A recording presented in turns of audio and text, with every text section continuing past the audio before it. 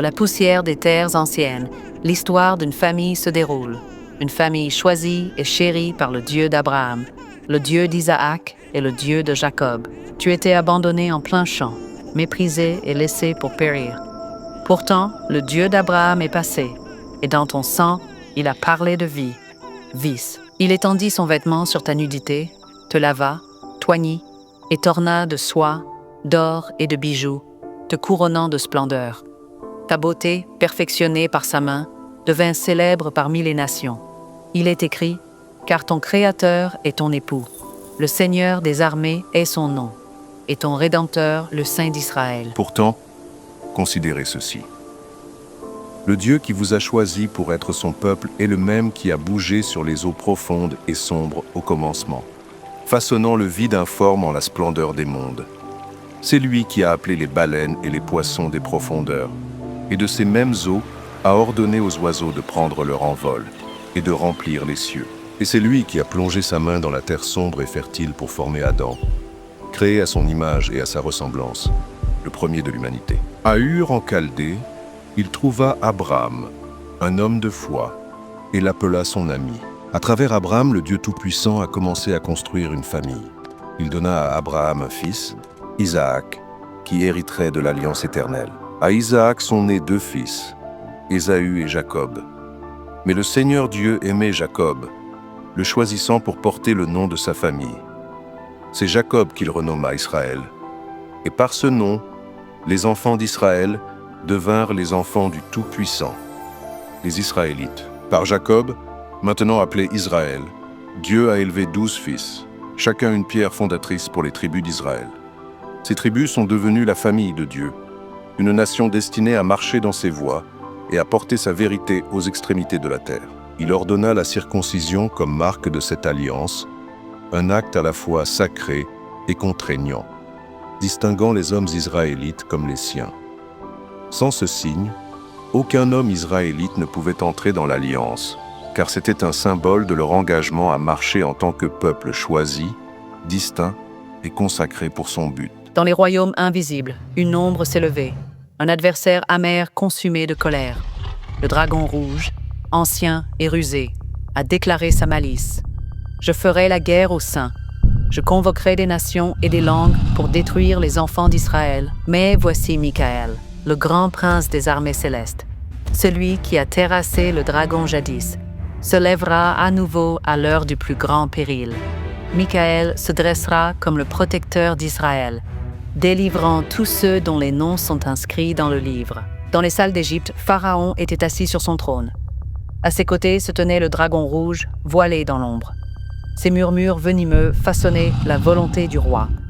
Le dragon donnait à Pharaon son pouvoir, un royaume construit pour asservir et opprimer le peuple de Dieu, les Israélites. Sous le commandement de Pharaon, les Égyptiens, les enfants de Cham, imposèrent de lourds fardeaux aux Israélites, les enfants de Sem.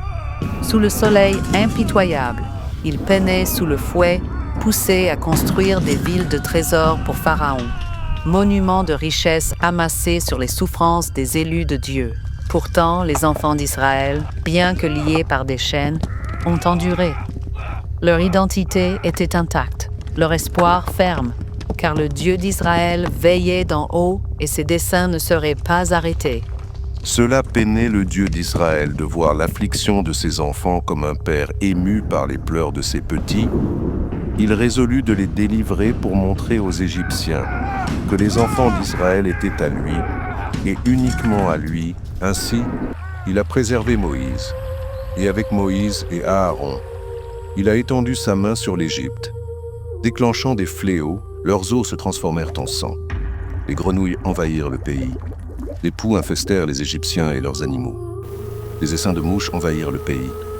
La pestilence tua leur bétail. Des ulcères éclatèrent sur eux. La grêle et le feu détruisirent leurs récoltes. Les ténèbres couvrirent leur terre pendant 3 jours. Même leurs premiers-nés moururent. Pourtant, à chaque coup,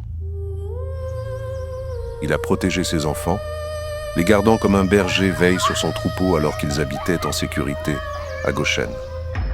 Le Dieu d'Abraham a porté le coup final. Il a ouvert la mer Rouge, menant son peuple à travers sur la terre sèche, les eaux s'élevant comme des murs à côté d'eux. Mais lorsque les armées de Pharaon les poursuivirent, la mer revint, les engloutissant dans un déluge puissant.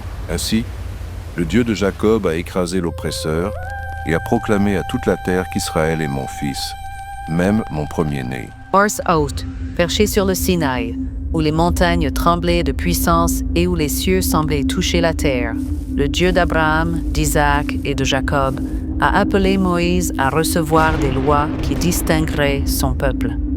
Comme un père enseignant à ses enfants, il a révélé les chemins qui feraient d'eux une lumière parmi les nations, saints et sans tache, distincts des païens qui les entouraient, car les autres nations se régalaient librement de ce qui souillait, se délectant du porc, une créature impure par nature, sa chair un mets commun sur leur table. Ils jettent leurs filets dans les profondeurs de l'océan pour capturer des crabes et des homards, des charognards rampant dans les eaux ombragées.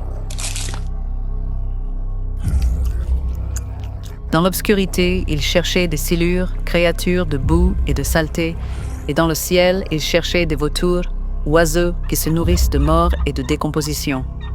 Le Dieu d'Israël, dans sa sagesse et son amour pour les Israélites, leur a commandé de ne pas se souiller avec de telles choses, disant « Je suis le Seigneur votre Dieu. Vous vous sanctifierez donc, et vous serez saints, car je suis saint. » De génération en génération, le Dieu d'Israël a prouvé sa fidélité à son peuple, le bénissant au-dessus de tous les autres qui marchaient sur la terre. Sa présence révélée à travers des merveilles et des victoires, sagesse et salut. Et Dieu était avec Josué et les Israélites, faisant tomber les murs de Jéricho et livrant la ville entre leurs mains. Et il était avec Gédéon et 300 Israélites, vainquant les innombrables Madianites avec la puissance de la foi et de l'obéissance. Et Dieu a appelé Samuel comme le premier juge d'Israël, guidant la nation vers la droiture et l'alliance. Et il était avec David, qui a terrassé Goliath avec une seule pierre. Et Dieu était avec Salomon, lui accordant sagesse, connaissance et compréhension. Et il était avec Daniel, fermant la gueule des lions et le délivrant pour sa fidélité au Dieu d'Israël. Et il a fait de Jésus le vaisseau pour le Christ, même un agneau pour enlever les péchés de son peuple Israël. Et Myriam, tambourin à la main, mena Israël dans un chant de victoire, louant le Dieu qui noya l'armée de Pharaon dans la mer. Et il était avec Déborah la prophétesse, qui a conduit Israël à la victoire, apportant la paix au pays par la puissance de Dieu. Et il a entendu la prière de Anna, lui accordant un fils, Samuel, qui servirait le Dieu d'Israël tous ses jours. Et Dieu était avec Esther, qui a jeûné pour la délivrance, et a sauvé son peuple de la main de leurs ennemis. Et il parla par la prophétesse Hulda, guidant le roi Josias pour restaurer l'alliance et purifier Israël des idoles.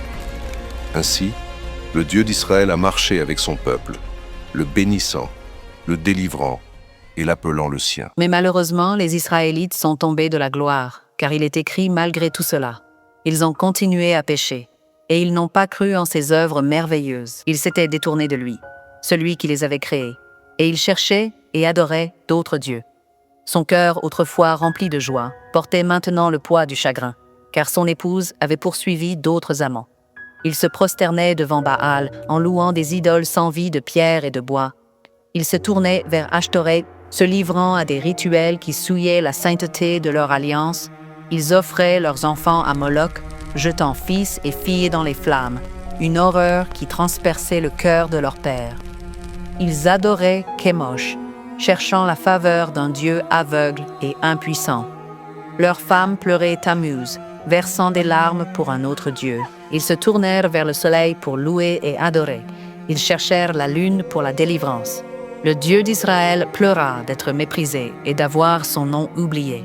Son peuple, qu'il avait appelé sien, était devenu une nation au cou raide, courant des après dieux qui ne pouvaient ni entendre ni voir. Et il dit, « Je tournerai mon visage contre vous, et vous serez tués devant vos ennemis. Ceux qui vous haïssent régneront sur vous, et vous fuirez sans être poursuivis. » Et cela arriva au jour de Pharaon Shishak, lorsque les Égyptiens pillèrent le temple, le dépouillant de ses trésors royaux, laissant la ville blessée et son peuple dans le désespoir. Au jour du roi Sennachérib, les Assyriens encerclèrent Jérusalem avec un siège implacable. Puis vint le roi Nabuchodonosor II avec les Babyloniens, qui assiégèrent Jérusalem, et 11 ans plus tard revinrent pour détruire le premier temple, le laissant en ruine et en cendres. Et ainsi il est écrit. Près des fleuves de Babylone, là nous nous sommes assis. Oui, nous avons pleuré en nous souvenant de Sion. Nous avons suspendu nos harpes au saule au milieu de ceux-là. Car là, ceux qui nous emmenaient captifs nous demandaient une chanson, et ceux qui nous ont ravagés nous demandaient de la joie, disant « Chantez-nous l'un des cantiques de Sion. Comment chanterions-nous le cantique du Seigneur en terre étrangère ?» Puis les Séleucides, sous Antiochus, le 4e Épiphane, sont venus et ont profané le temple sacré en le souillant avec des idoles et des offrandes impures. 2 fois, ils ont saisi Jérusalem, laissant des cicatrices sur la ville, et ses habitants des rappels amers de leur rébellion contre leur Dieu. Les Romains, dirigés d'abord par le général Pompée, balayèrent Jérusalem avec une force de fer, brisant ses murs et remplissant ses rues de désespoir. Pourtant, le coup le plus dur est venu plus tard, lorsque Titus est revenu avec colère menant les légions romaines pour assiéger le cœur d'Israël. Le second temple, la demeure du Dieu d'Israël, fut englouti par les flammes, ses pierres renversées et sa gloire réduite en ruines. Ce coup final a brisé le cœur d'une nation. Jérusalem, la couronne des Israélites, était perdue, son peuple dispersé, leurs foyers et sanctuaires gisaient en silence, la désolation couvrant la terre autrefois promise. Plus tard, les Parthes prirent d'assaut Jérusalem et installèrent Antigonus sur le trône, plongeant la ville dans le chaos. Puis vinrent les croisés, des chrétiens européens qui prirent Jérusalem et l'attestèrent comme la leur, mais le sultan Saladin et les musulmans la reprirent. Une par une, des nations semblables à des vautours ont consommé la terre des Israélites. Même à l'époque moderne, les gentils, les enfants de Japheth, habitent désormais la terre d'Israël. Cet État moderne d'Israël a été fondé en 1948. Les gentils sont venus sur la terre de Pologne, de Russie, de Roumanie, de Hongrie, d'Allemagne. Car il est écrit que Dieu élargira Japheth, et il habitera dans les tentes de Shem, et Canaan sera son serviteur. Et il est également dit que Jérusalem sera foulée aux pieds par les gentils, jusqu'à ce que les temps des gentils soient accomplis. Ainsi, les nations se sont levées, l'une après l'autre, pour abaisser le pays d'Israël.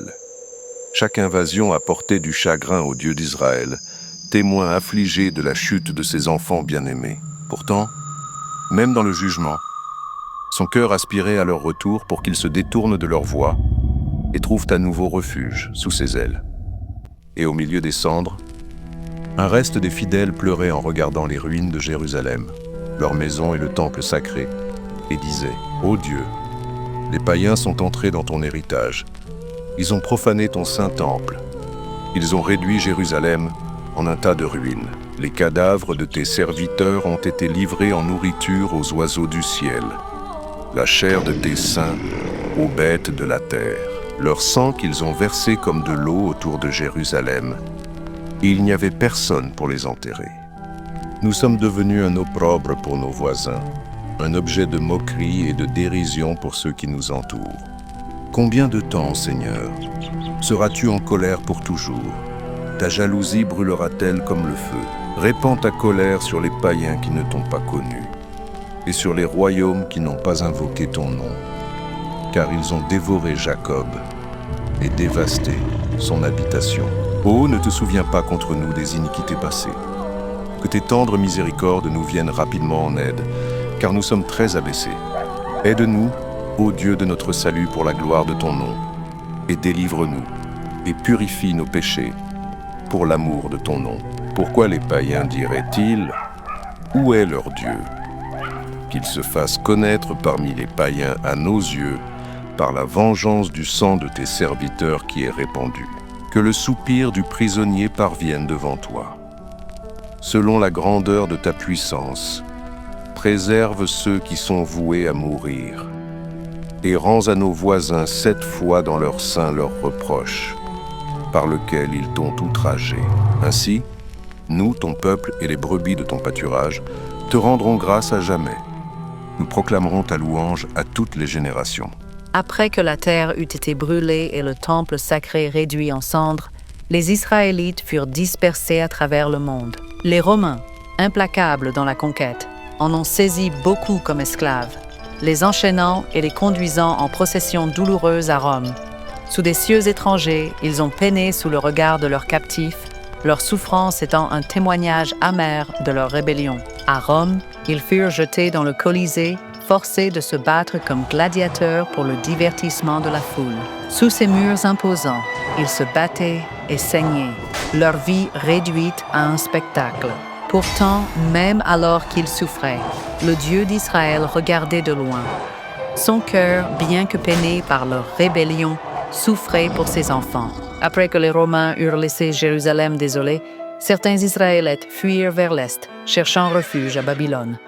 À travers déserts et rivières, ils portaient le poids de leurs pertes, s'installant dans une terre qui avait autrefois asservi leurs ancêtres. Après la chute de Jérusalem et la destruction du Temple, d'autres furent capturés par les Arabes, les négriers musulmans, et forcés de traverser le vaste Sahara.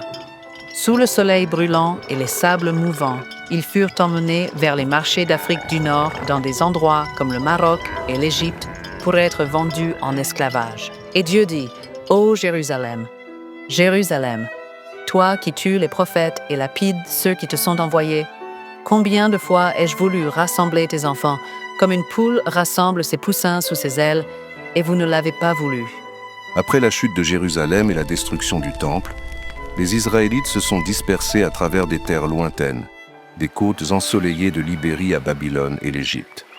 Partout où ils allaient, ils portaient la lumière de leur héritage, excellente en mathématiques, sciences, commerce et philosophie. Leur sagesse a enrichi Rome et la Grèce, a façonné l'apprentissage en Espagne et au Maroc, et a fait progresser la médecine, apportant la guérison aux nations. Leur influence a contribué à civiliser l'Europe, jetant les bases du progrès et de l'illumination. Même en exil, la faveur du Dieu d'Abraham demeurait, les élevant à la proéminence et bénissant les nations par leurs dons. Dans la terre aujourd'hui connue sous le nom de Ghana, autrefois appelée la Terre de l'Or, les Israélites ont construit un royaume prospère.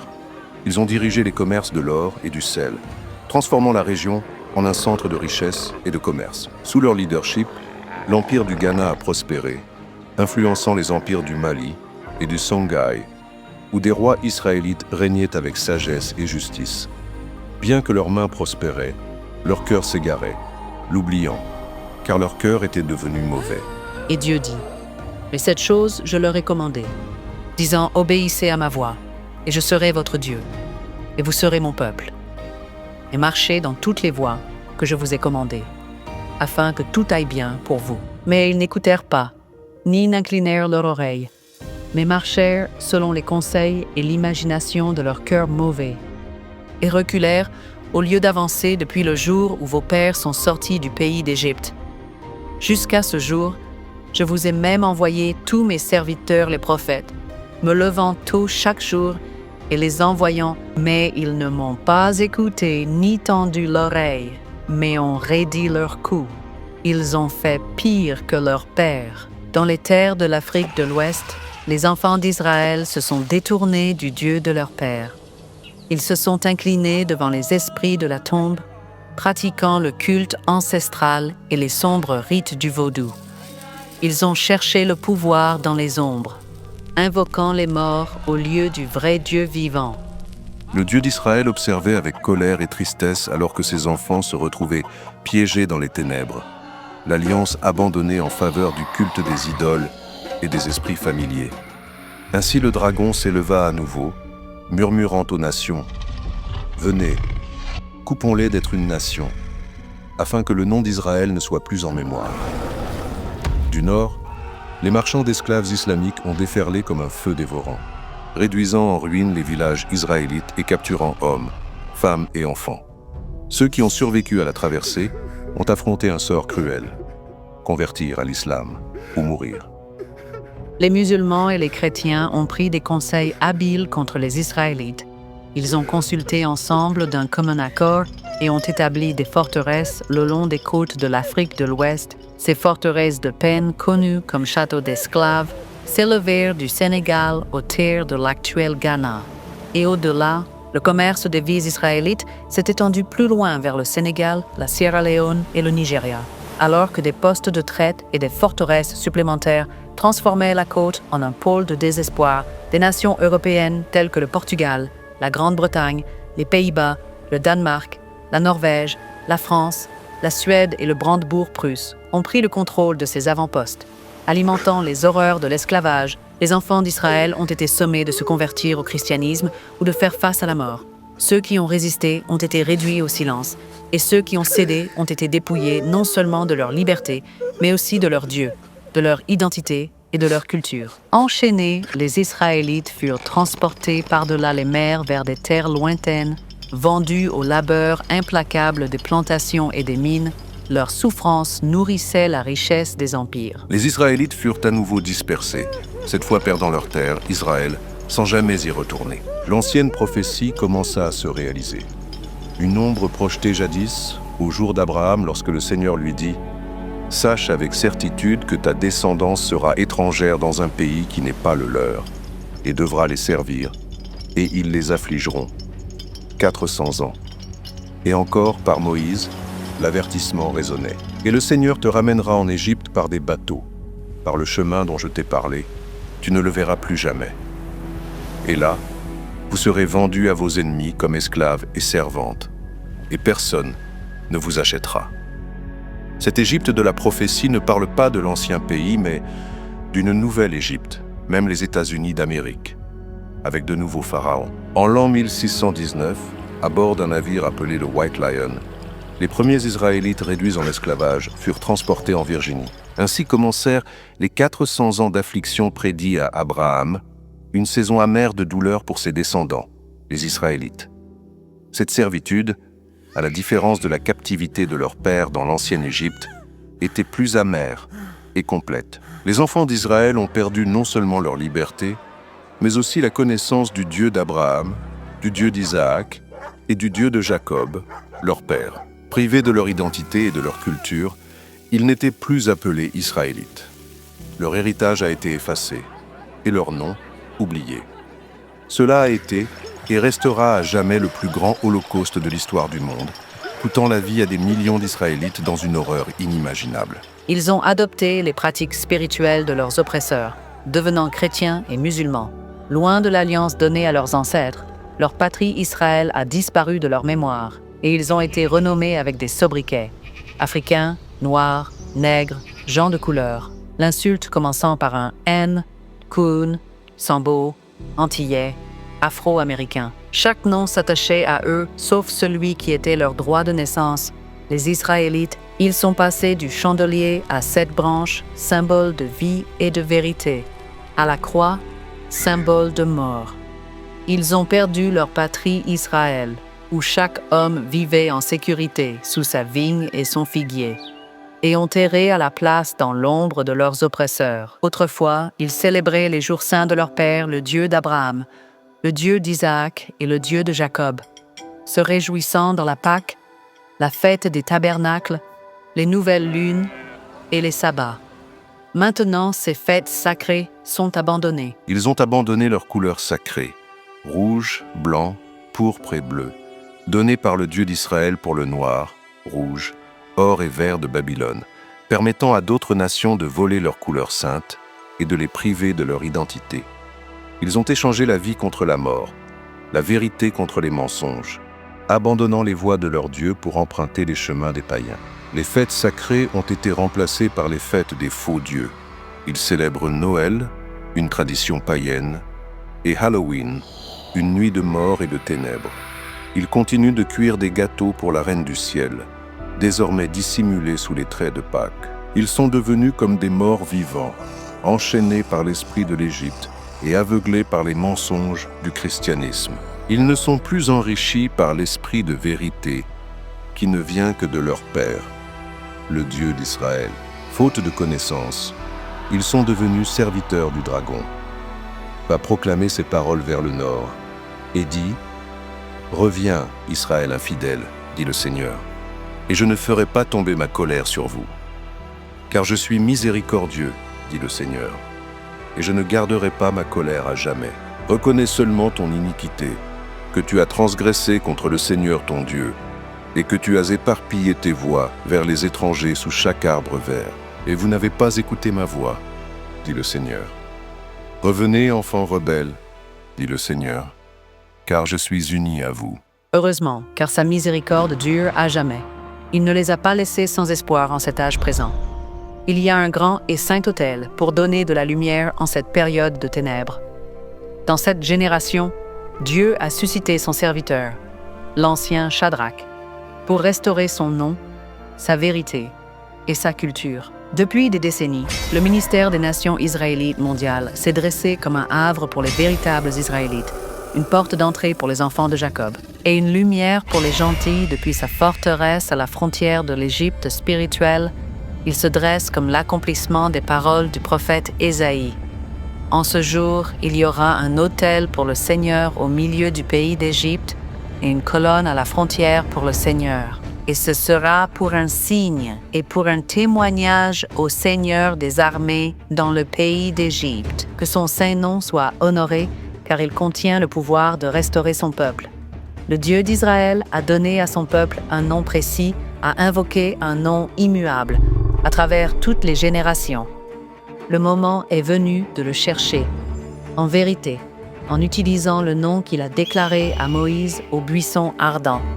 Et Moïse dit à Dieu, « Voici, quand je viendrai vers les enfants d'Israël et leur dirai, « Le Dieu de vos pères m'a envoyé vers vous. » Et ils me diront quel est son nom, que leur dirai-je. Et Dieu dit à Moïse, « Je suis celui qui suis. » Et il dit, « Ainsi tu diras aux enfants d'Israël, « Je suis, m'a envoyé. » Et Dieu dit de plus à Moïse, « Ainsi tu diras aux enfants d'Israël, « L'Éternel, le Dieu de vos pères, le Dieu d'Abraham, le Dieu d'Isaac et le Dieu de Jacob m'a envoyé vers vous. C'est mon nom pour toujours, et c'est mon mémorial pour toutes les générations. » Ô enfants de ceux transportés en Amérique dans le ventre des navires négriers, écoutez cette vérité. Vous êtes les descendants d'Abraham, d'Isaac et de Jacob. Vous êtes des Israélites. Le moment est venu de revenir au Dieu de vos pères, le Dieu d'Abraham, le Dieu d'Isaac et le Dieu de Jacob. Il ne vous a pas oublié, ni l'alliance qu'il a conclue avec vos pères. Il y a des siècles, dans sa sagesse inégalée, le roi Salomon a prévu une époque où son peuple habiterait les terres de leur captivité. Avec un cœur plein de compréhension, il a prié ces mots. « S'ils pêchent contre toi, car il n'y a pas d'homme qui ne pêche pas, et que tu sois en colère contre eux, et que tu les livres à l'ennemi, de sorte qu'il les emmène captifs au pays de l'ennemi, loin ou près. Pourtant, s'ils réfléchissent dans le pays où ils ont été emmenés captifs, et se repentent, et qu'ils te fassent supplication dans le pays de ceux qui les ont emmenés captifs, en disant « Nous avons péché, nous avons agi de manière perverse, nous avons commis des méchancetés, et ainsi revenir à toi de tout leur cœur et de toute leur âme, dans le pays de leurs ennemis, qui les ont emmenés captifs, et prier vers leur pays que tu as donné à leur père, la ville que tu as choisie, et la maison que j'ai construite pour ton nom. Écoute alors leurs prières et leurs supplications dans le ciel, ta demeure, et maintiens leur cause, et pardonne à ton peuple qui a péché contre toi, et toutes leurs transgressions dans lesquelles ils ont transgressé contre toi, et accorde-leur compassion devant ceux qui les ont emmenés en captivité. Qu'ils aient compassion d'eux, car ils sont ton peuple et ton héritage, que tu as fait sortir d'Égypte du milieu de la fournaise de fer, afin que tes yeux soient ouverts à la supplication de ton serviteur et à la supplication de ton peuple Israël, pour les écouter dans tout ce qu'ils te demandent, car tu les as séparés de tous les peuples de la terre, pour être ton héritage, comme tu l'as dit par la main de Moïse ton serviteur, lorsque tu as fait sortir nos pères d'Égypte. Ô Seigneur Dieu,